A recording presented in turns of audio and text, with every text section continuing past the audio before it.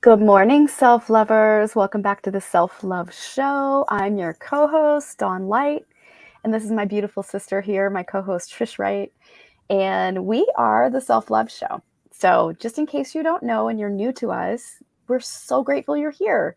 And for our longtime viewers, thank you. We love you. We're devoted to you. We're so grateful to do this show live weekly on Thursdays. And we've had a little bit of a twist today. So we were going to have a great guest on, but I think time zones affected us. So we are shifting gears and we're going to talk about how living our values really exponentially helps support your life to move forward in grace. So without further ado, we're just going to dive in and have a beautiful, wild, open-hearted conversation today between the two of us. And wait a minute, before I start on that, I just want to say, in case you're new and you want to know about previous shows, please go to YouTube and like, share, and subscribe. Please go to all the podcasts. We're everywhere. So you can find us everywhere, Apple, Spotify. Go share and like, because there's so many good golden nuggets of just wisdom. And it's important to share the message of self-love, because the more we love ourselves, the more we lean into loving God, our purpose, what we're here to do, each other, and living into our fullest expression. And so we give the gift of this show to support you in doing that, and to support ourselves in doing that, and to support everyone to have the fullest life expression possible. So, all right. Take the floor away. We're going to talk about, how do we, support ourselves to live into our values? I think let's first begin with what are values, because I think that this is a pretty, when I first heard values and what are your values, like I didn't quite understand what that meant. Like I was like, what is a value? What is I don't even know what that means, right? Mm. Let me just look that up, just so I can give you a English definition. A person's principles or standards of behavior, one's judgment of what is important in life. Consider someone or something to be important or beneficial, to have a high opinion of. So when we're thinking about our values, we're thinking about these ideals that we live from our life. Like, you probably heard me say that all actions, thoughts, behaviors, the way that we move in the world, what we say to each other is intending to meet a need or an inner value that drives us. And what I mean by that is, like, what is the driver for you that moves you forward? Now, for each one of us, it's different, right? Mm-hmm. I am learning constantly what my drivers are, which is connection. Connection is a high value for me. Mm-hmm. Consideration is another value. And generous honesty. Mm-hmm. Beautiful. And I think that, like, for me, when I'm living my values, not only am I participating in those things, but I'm also aligning myself towards people who also share those values. Mm-hmm. People don't share those values with me, I'm not judging them. I'm choosing to just manage my proximity to them. Mm-hmm. Because people are on their path. There's 8.25 billion people on this planet, and everyone has their own value system that they live by. Mm-hmm. And that's impacted through society or familial beliefs or our moral beliefs. These types of things, these are how we choose our values. And they evolve. Right? How about you? I just, was reflecting on what you were saying, and one of the strongest values I live by is just really supporting loving God in life through every person I interact with, every person in my life is an expression of God, and that is important to me to like always show up in that loving. So choosing love is a value I live by. Choosing love over and over again, even in the hard moments, even in the moments where there's confusion, even in the moments where there's doubt, even in the moments where you don't understand the curriculum that's surfacing, choosing love, even if it's so challenging to do, which we're human, it is. You know, generosity is another value that I live by. I just continuously live from a place of choosing generosity, open heartedness.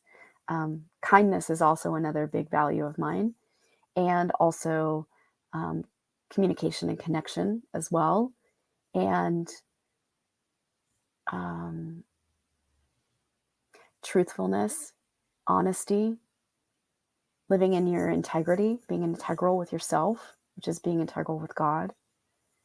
Really important. Also, loyalty. I feel like I, you know, I cultivate deep, loyal friendships. I notice like the people that are in my life have been in my life a long time, and that matters to me. Like I cultivate it like a rich garden. I see life like a garden. Like, you got to weed your perimeter. You got to weed the weeds out of your garden. What's not working for you, what's not serving you, what's not serving your highest and best good. You know, oh wow, staying up late is not serving my highest best good for my health. That's a weed I need to pull out of my garden, right? That's been what I've had to live by over the last few years of going through hormonal changes and menopause, right? I've had to learn to like really stay with going to bed at a time that really serves my health, right? That's just a principle for what I've had to choose to live into. And it's okay. Like last night I stayed up a little later because I wanted to give a gift to my family, and of we watched a movie together, and that was so loving and fun and enjoyable that I rode that for a moment. It was only an hour and a half, but it was fine and manageable, and I knew it wasn't overextending me to the point where I was like going to not feel well in the morning. I felt fine in the morning, but like I was choose loving my family, that value, and sometimes you have to like have this conversation inside of like, okay, they both values can fit here and honor each person. So making self-honoring choices is another value I live by. I could go on and on, but tell me more about yours.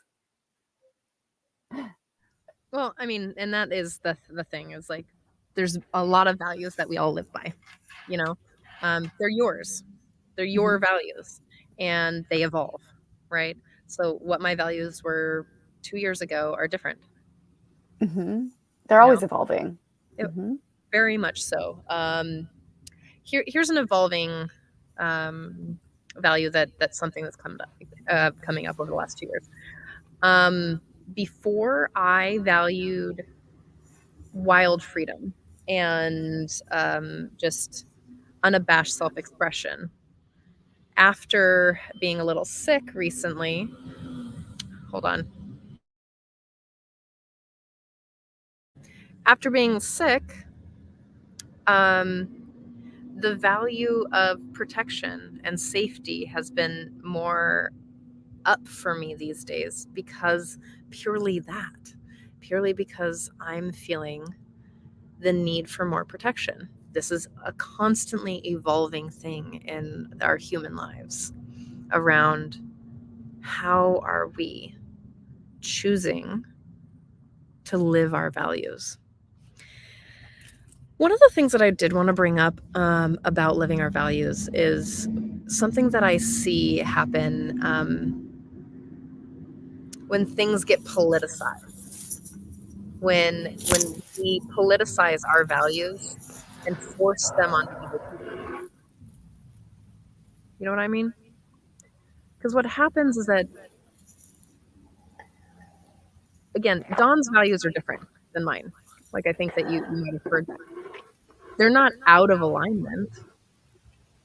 I just have these values that that I hold really close. Now, if I tell Dawn, like, I'm really in a protective place and I need more emotional protection and physical protection or safety, like that's what I'm seeking in my life, she can align towards that or she cannot. It doesn't make her a bad person for not wanting to align towards my values. Because guess what? Mine are mine. Now, there are some times when she wants to align towards my values because she wants to deepen the connection with me, and it doesn't feel like a self-abandonment. And a lot of the time that we can choose to self-abandon our values for another person based on something that we're needing, something that we want. Let's say, here's a good one. When we stay in relationships for too long to try to press someone into our values, or when we want to conform towards someone else's needs that are inauthentic to us. Do you know what that creates? Resentment. That creates resentment and lots of pain. So we have a choice of how to best utilize and use and move into our value system. Now, I'm not saying that living our values is easy. This is not easy at all. Living your values I don't know about you, Don, but it has wild impact on all my relationships. And it means that I have to make hard decisions and take wild accountability for my impact, whether I believe that I've caused harm or not. That's part of my value system, right? It is incredibly difficult to show up and choose your values over and over. It's incredibly difficult. I will speak about something that was really incredibly difficult for me. I don't know if many of you might know this or not, but I do kind of like high-end tarot reading gigs. And I had this opportunity that I had this very, very wealthy person that I read for, and they loved me and they kept inviting me back.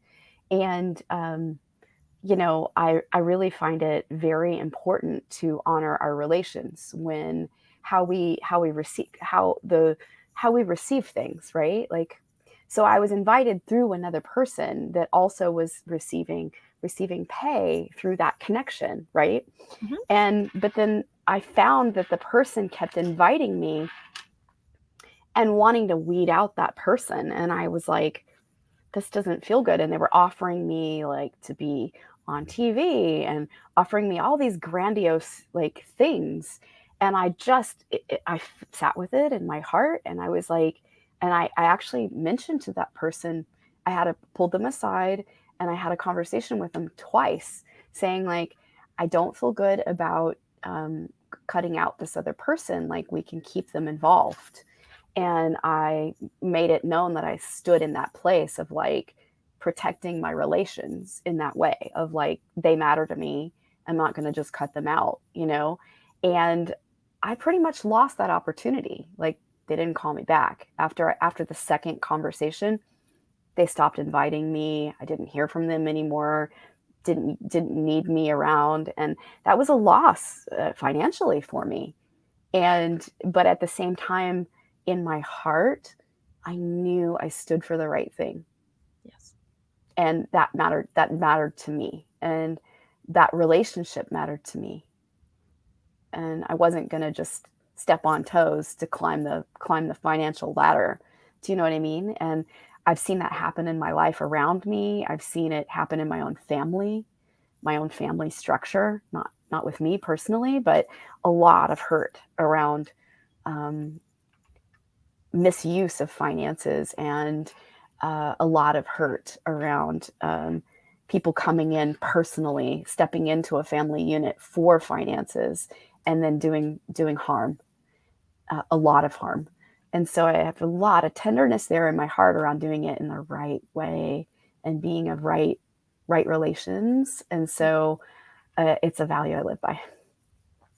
Yeah, just needed to share that. You know, this is one of the difficulties, right, of living your values, is that there's places where we have to take into account what the impact is. Now, I've had opportunities to work in places that would cause more harm Mhm. than good. Would I take a lower paying job so that I didn't have to participate there? Yes. And that's what you did. You chose integrity, which is your value system, right?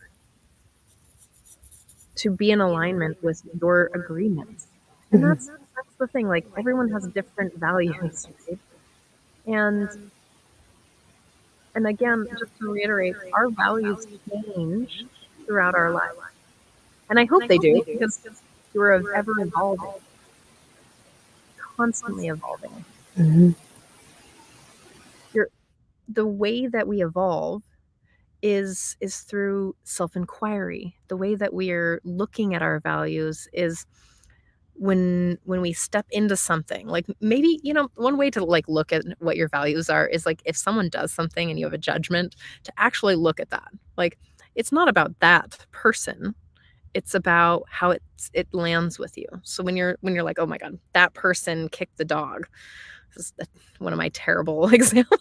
It's just like coming to my mind. This person kicks a dog, and I am like, oh my God. I have like the because I love animals and I'm all about protecting creatures, children, and old people. Like a lot. Like I'm really, really protective of those people who might not be able to give full consent. And but again, that person's values are very different than mine. I'm like, well, I would never kick a dog. So I sit back and I think, and I'm like, okay, well, that's my value to protect these people. That's where my fiercity is. So, am I going to align my life with that person who kicks dogs or harms old people? No, because it's on me. It's literally on me to walk my talk, to walk in my integrity, is to live in the my thoughts, my words, my beliefs, my actions are all in alignment with my values. And to make the hard decisions lovingly and kindly and without as much without drama as much as you can to live in those values, right? Mhm. So this person is asking a beautiful question. Do we believe we have different values across different areas of our life? Yes. Yeah. What I valued at 16, So what different. like Oh my God. What I valued at 16 compared to 48, like, holy moly, everything's changed. so so now that I'm in school and I'm just like hanging out with 19-year-olds, like full on. And what they Woo! and sometimes they're just talking to me and I'm like, I Huh. am so far away. I literally am like almost twice your age. And I'm like watching them and like engaging and participating and value like hearing their values and encouraging that. And I'm also like my values are very different. Like what matters to me is very different. And like let's talk a little bit about the challenges of living your values. Living your values might mean that you lose relationships, lose jobs, lose friendships, lose work opportunities. Like, And also, what if it doesn't have to be a loss? What if it's actually living your values is actually catapulting you to the next level of your life, right? So, what if it's gaining a job, gaining a friendship, mhm. gaining empowerment, gaining the right relations, gaining the right relationships, gaining what it could be both. Well, essentially that is what it is, Yeah. right? But there is a lot of grief. Like Yes. I there's shared that yeah, I shared that story just to have a relatable, like, who else has had this experience where you've chosen your values and you've had a loss over it. That hurt. I was like, "Dang, okay, I get where this person's at, like, and why they have what they have. Maybe they've done a lot of that, to get where they are. I don't know, No judgment. It's just I couldn't I couldn't make that choice. I couldn't live with myself knowing that, like, yeah, I just couldn't do it. I understand. Mhm. I've lost relationships and to better align with my values. People have moved on from me to better align with their values because when we're honest about those things, when we're upfront about how that looks for us, and again, you don't have to create a bunch of drama about it. You don't have to blame, shame, No, poke. Like it's people living their lives, and you wouldn't behave that way. Someone else might, but and that it is does. Wouldn't you say it does invite you into a deeper conversation of honesty and authenticity around what are your needs, what are your values, what do you want? yes. Mm-hmm. So the other question coming up is what about, for example, our values in relationships today versus our career today? Well, that is up to you. Like what we choose is our job and our career is really your work in the world. I'm gonna have a little bit of sound here. So it's I choose to work in my values because that's what feels good to me. If I got a job um, that let's say poisoned water, like dumped a bunch of petroleum stuff into water, I don't think that I would do well there because I know what's happening. Oh, here's a real life example for me when I was younger. Um, my stepfather had gone into the army and was a really he wasn't a proponent for the armed services, but he was a big proponent for getting my college paid for. And I did really well on the ASVAB. I did really well on the ASVAB. I did like exceptionally well because I'm good at those things, like surprisingly. And he, and what happened is that I'd get recruiter calls all the time. And finally, like after the first like six, my family sat down and they were like, "Why don't you want to do this? Like this is an opportunity to get out of the tiny little 600 people town that you live in, get your college paid for. You just have to do a couple years of service." And I was like, "There is no way that I am literally going to participate in harming someone. These organizations, whether I'm involved in war or not, are involved in killing people. I'm not into that." Straight up. And he was like, "Okay." And they just stopped. They just stopped asking me. So then there's like other places where if your job isn't feeling in alignment with your values, either change your job, change how you do your business. I mean, I know this that I'm saying it in like this like really flippant way and it's a very privileged thing to say to like, "Oh, just change your job." But there are ways that you don't have to think, like, you don't have to put yourself in a place that you hate. It just takes a lot of effort. Like, this is what I mean. It takes a lot of effort to live in your values. Like, if you don't want to kick dogs for a living, do the extra effort to find where you can pet dogs or something or walk dogs. Like, and that's the big challenge. And I think this is why people sometimes will sacrifice their values, right? Because it's easier.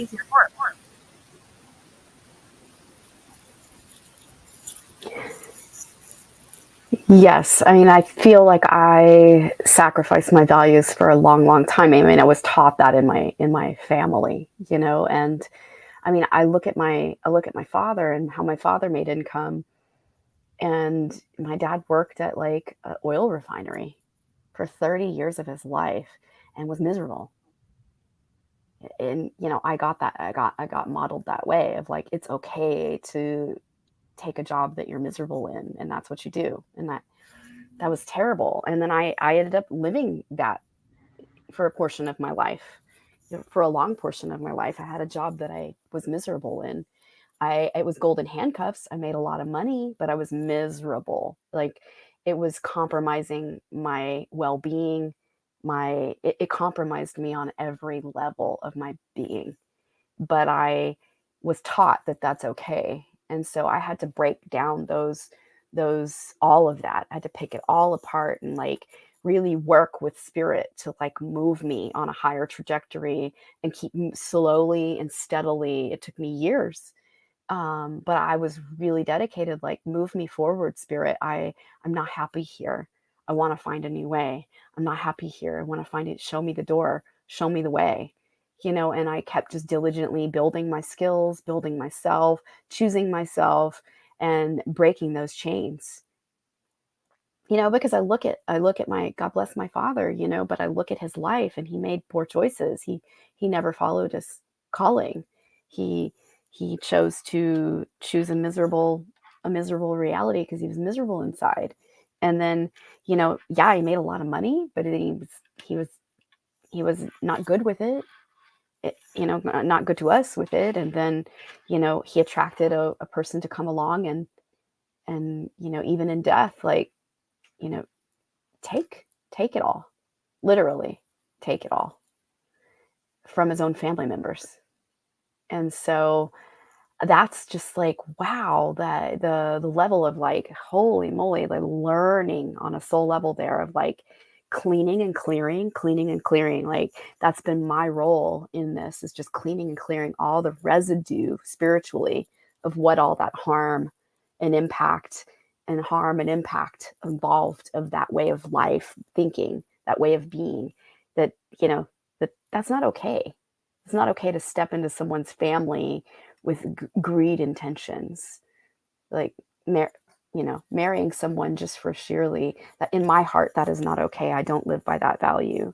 I married for love, and I believe that love and money can coexist together, and I believe it can be done in a higher spiritual valued way, and I seek that path. Well, you also live in a value of generosity, just Hmm. like how we started the show, right? And you don't hang out with that woman. No. That is that woman's values.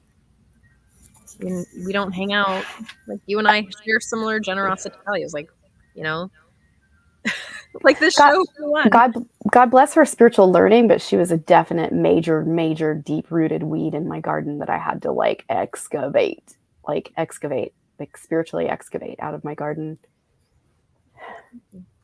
Yeah, and it's not like she's playing a role for the awakening and to see the depth of like the karmic ties that were tied to that. And it was like it goes deep. It goes way back to even it was an intergenerational pattern actually having to do with my grandfather, and it happened to my grandfather. And I got to see that so clearly. Like I was on the treadmill one day, and this is, I'd already been in USM a few years, but it had it just struck me so freaking clearly, like, oh my god, I'm my grandfather right now.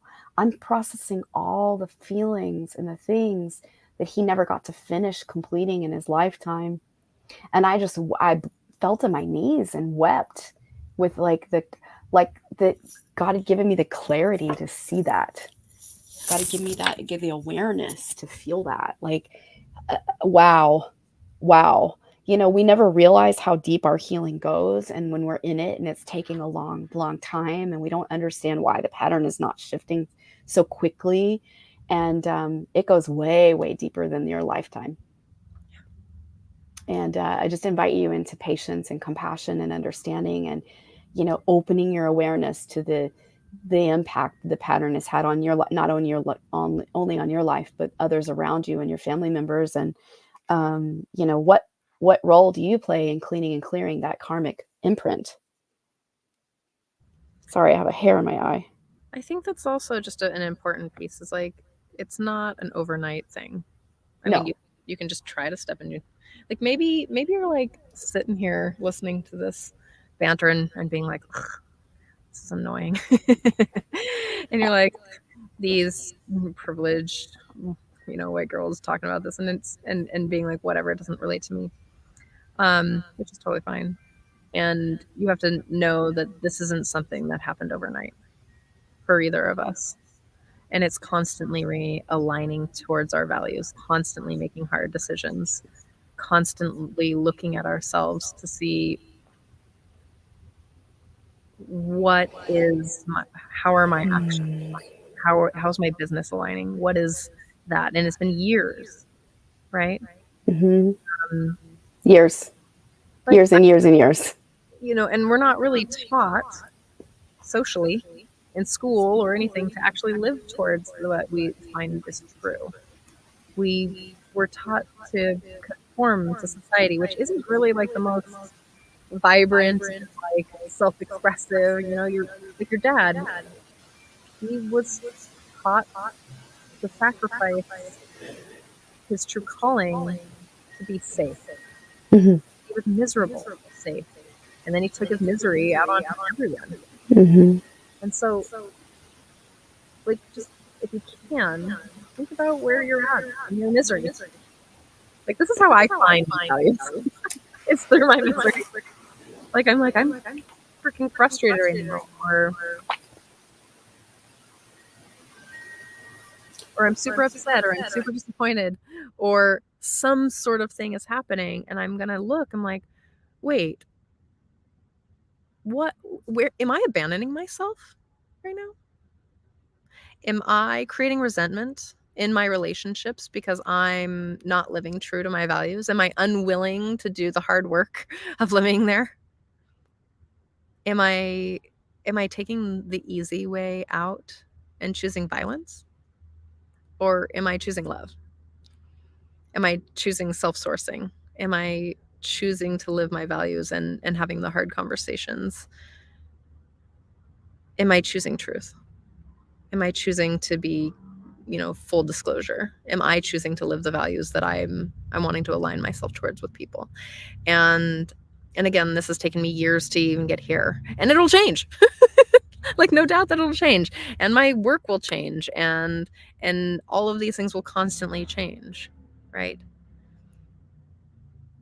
And just to echo what Dawn said, is to be patient and compassionate with yourself and your growth and the other people around you. Again, they're living towards their values. They're just living their life the best way they know how. Sometimes they're also self-sacrificing, because what socially we're taught, or familially we're taught, or religiously we're taught, or whatever it is that is ingrained in your subconscious or your psyche, like, and it takes a long time to tease those things out. Like, I live in a hyper consensual world here in California, around, these like sex positive communities that I teach at, or I am in. And sometimes people don't that I meet don't have that knowledge.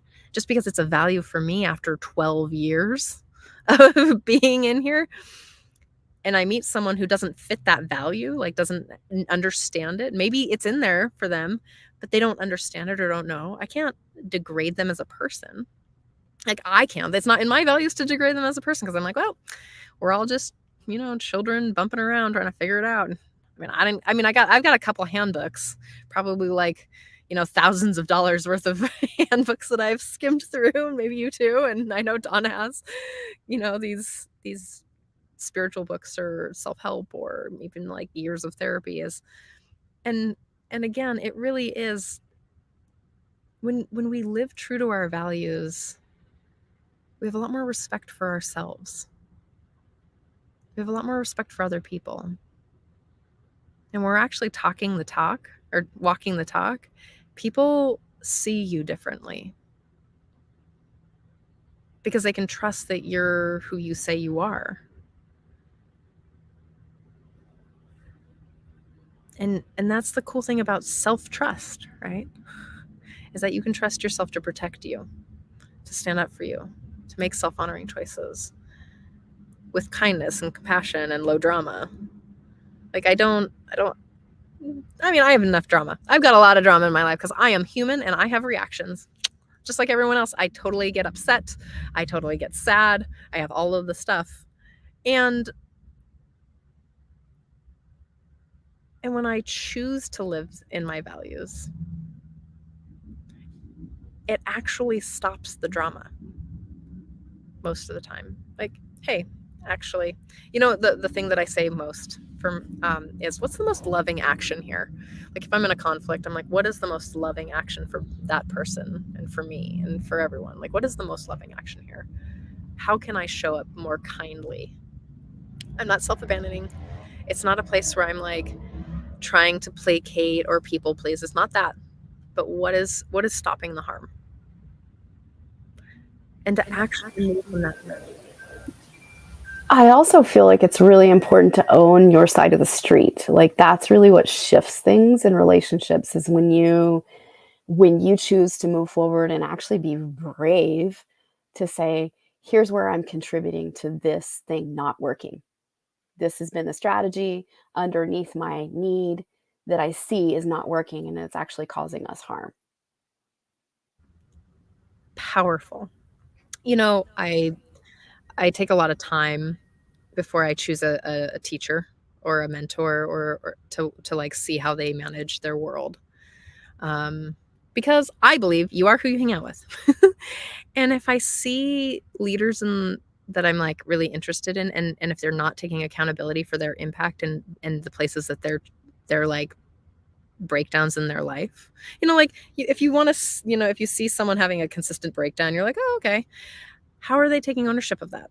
Because as much as I believe that like there are people who do harm, but most of us are just blindly like bumping around, and it's a mutual thing.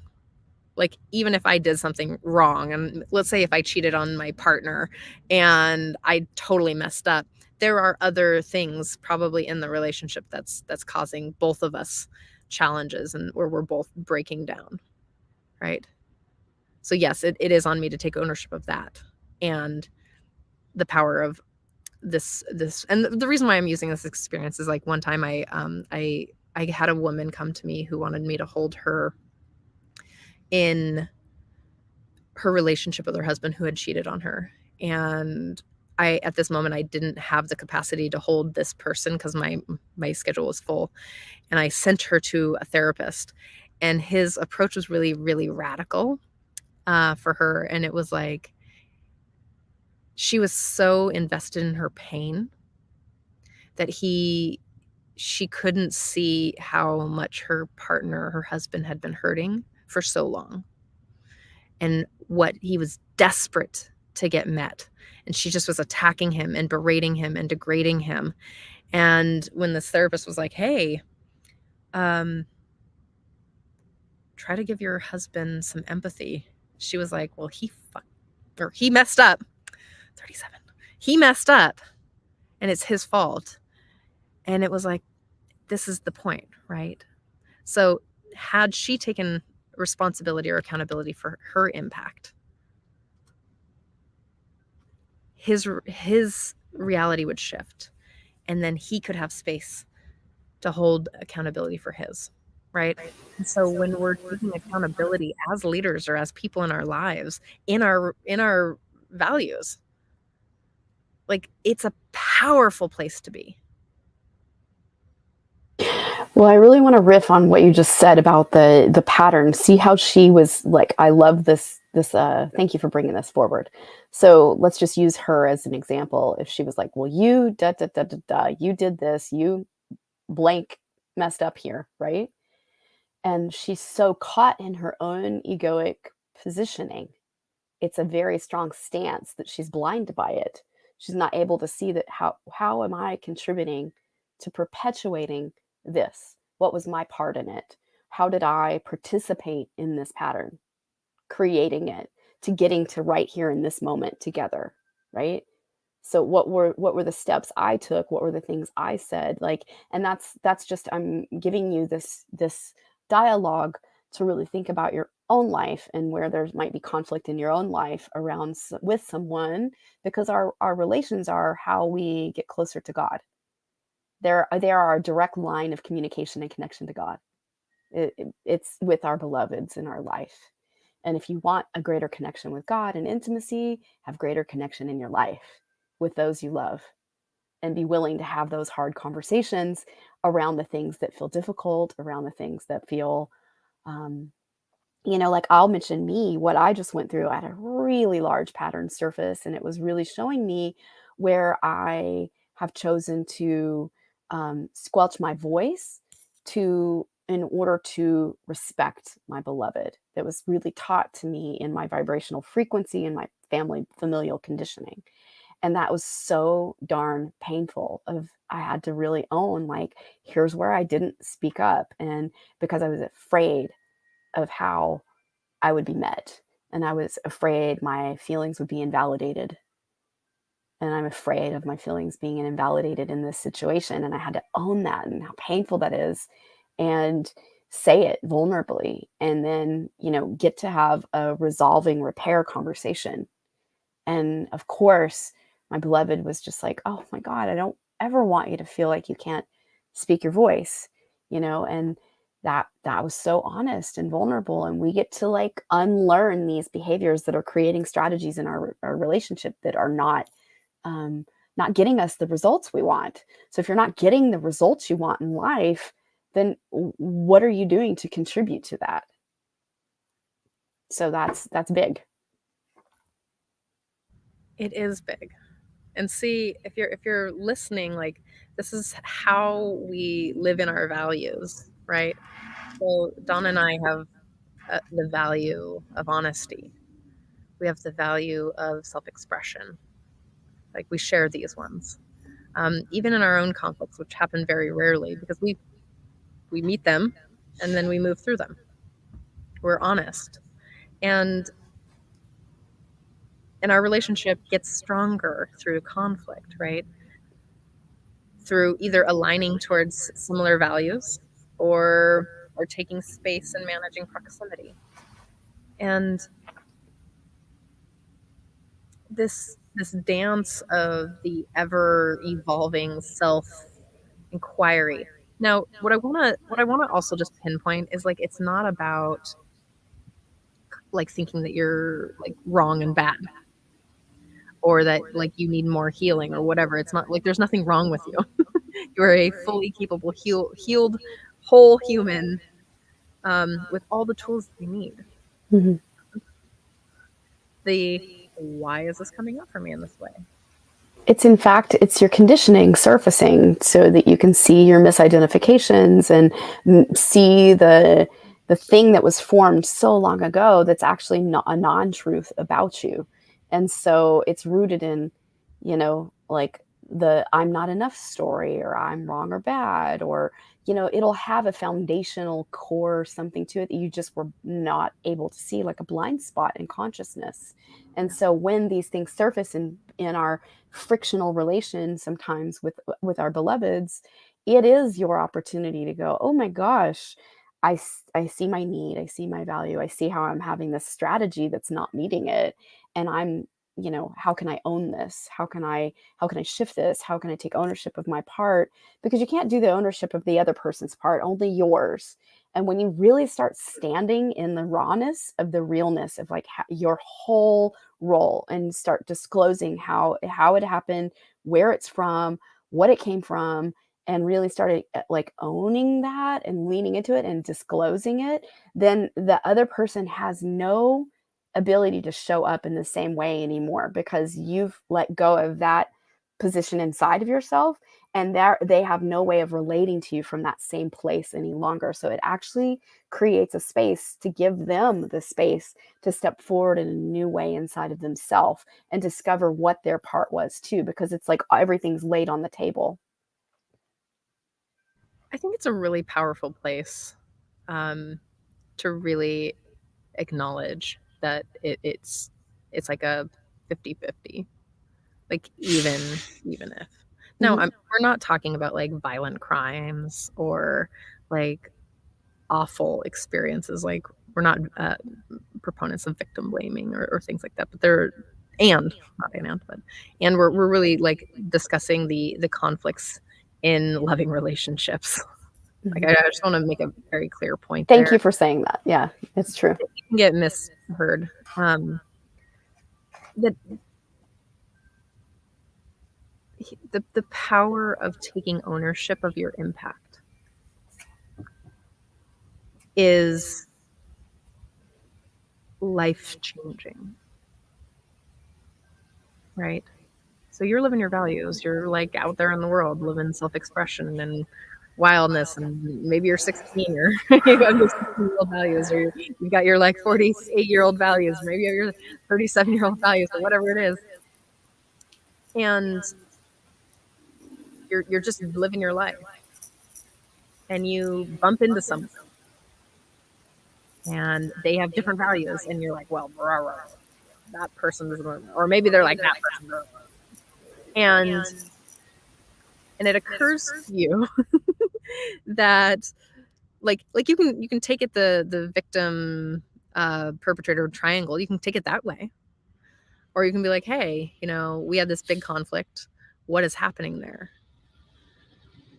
Like, it is, and maybe it's not your value to take accountability, but it definitely gives you a lot of like street cred when you're like, hey, you know what, I do this thing, and I can't, just because 99% of people have this impact, like have this experience with me, and there's one person that doesn't have this experience, like I can take my ownership of my impact. Like I have the self-knowing that I too can cause harm, and I can take ownership of the impact, and I can adjust. I can always learn. I can always evolve as a person, even if that person can't take accountability either. Because that might, again, it's my value to do that. Sometimes it takes me years to come back to accountability. Just saying. Just because I don't know how to say it right, or not right, but like say it in a way that I might not be triggered, so it's like the filter's clean.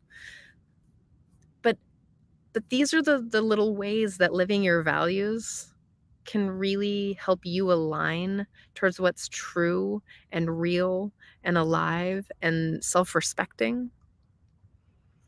We're not saying that it's easy. In fact, it's challenging sometimes. So really, like, take an opportunity to look at what your values are. What's important to you in your life? What do you stand for? Like, write those down. Like, what makes you really fierce? Like, look at the things that you fight, like, about. There's probably something there that gives you a value. What makes you really excited? Those things are probably parts of your values. And then you get to set boundaries with people, right? You get to set boundaries around, and I just want to also make clear that a boundary is how you behave, not a rule that you give someone. There's difference. So boundaries are like the managing your proximity to that behavior or that person. If you do, like, when you do this, I'm going to behave this way. It's not you need to change your life, but I'm going to manage my proximity to this. And then there's being assertive, and this is like the most difficult part, right? I don't know if you feel this way, but like asserting this, like living your values, and when we get out of integrity, when we fall off of our value system, it's a constant practice to come back to it. Like, oh, well, that I just messed that up. I'm going to come back here. It's okay. I have a habit of being this way. I want to live this way. And then to, again, reiterate what Dawn said, is really being patient. Because retraining your brain, and, however many years, I don't know how old you are, say that number in your brain, like you have that many years of patterning. It's going to take some time to shift. And maybe you have a lot of accountability to take, which takes time. Maybe you have a lot of self-forgiveness here. Maybe you have a lot of other forgiveness here, of like not judging the other person for behaving the way they did out of the desperation to get their needs met, or just not thinking about it, right?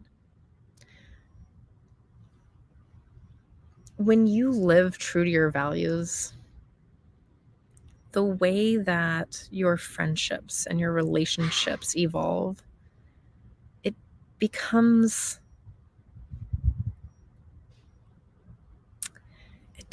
kind of like a precious gemstone, like a diamond. All that pressure,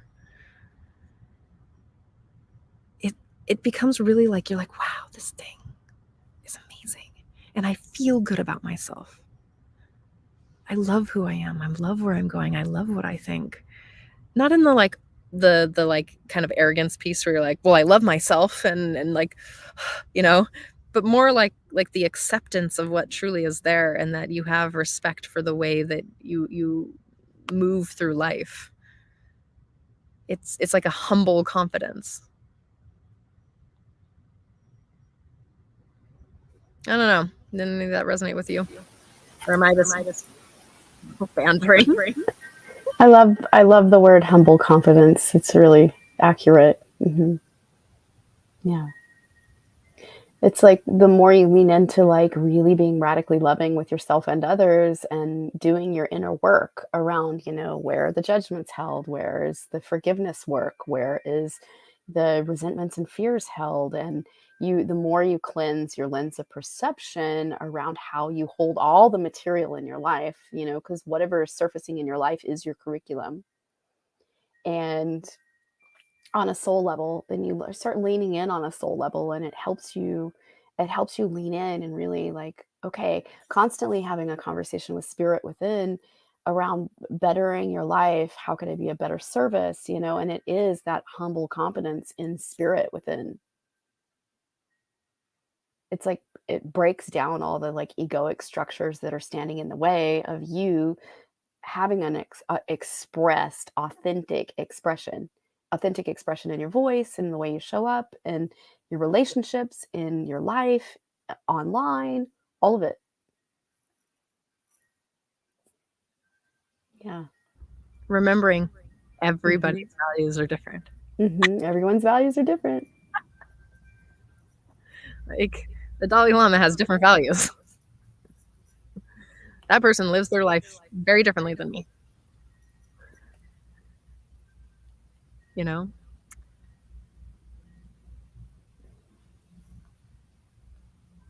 And I really do feel like it's really important to have great respect for others' values wherever they're at, is that give them the dignity of their own process and where they're at in their process. Like that is so important. Like, you know, we're not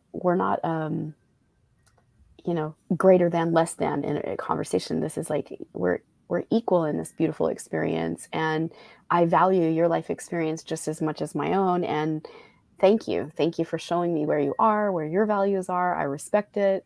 Thank you for sharing. Thank you.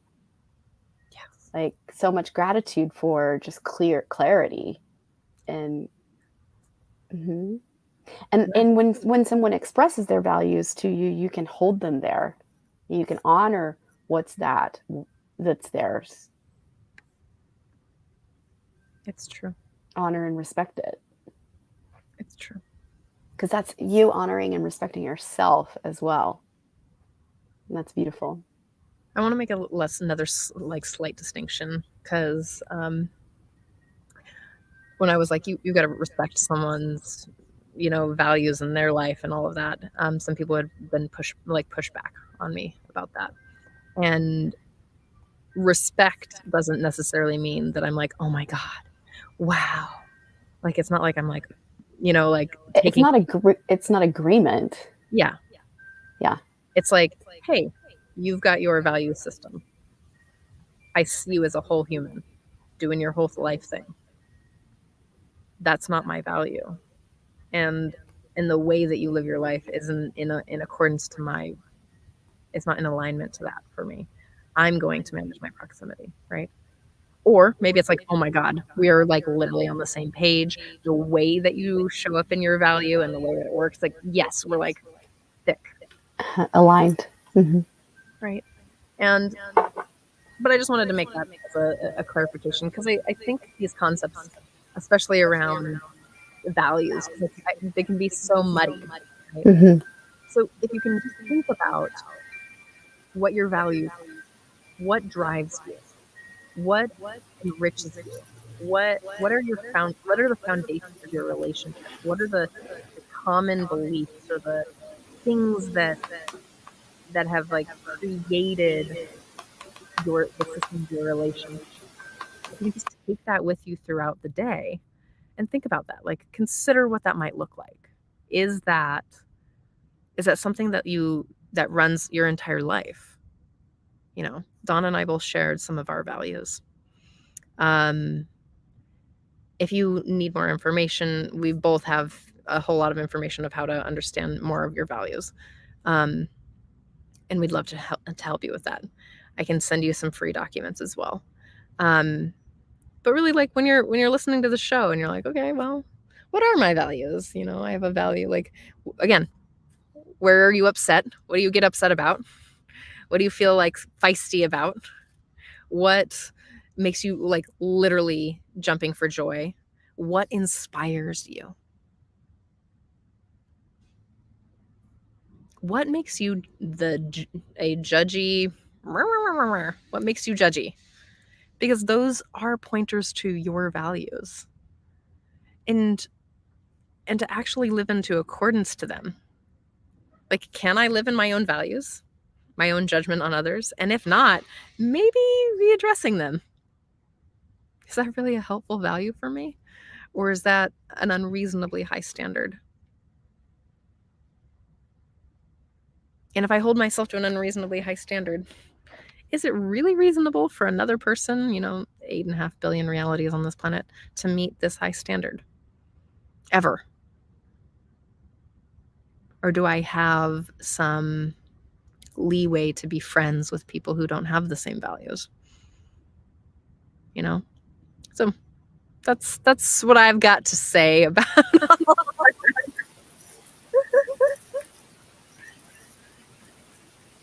any final words, my love?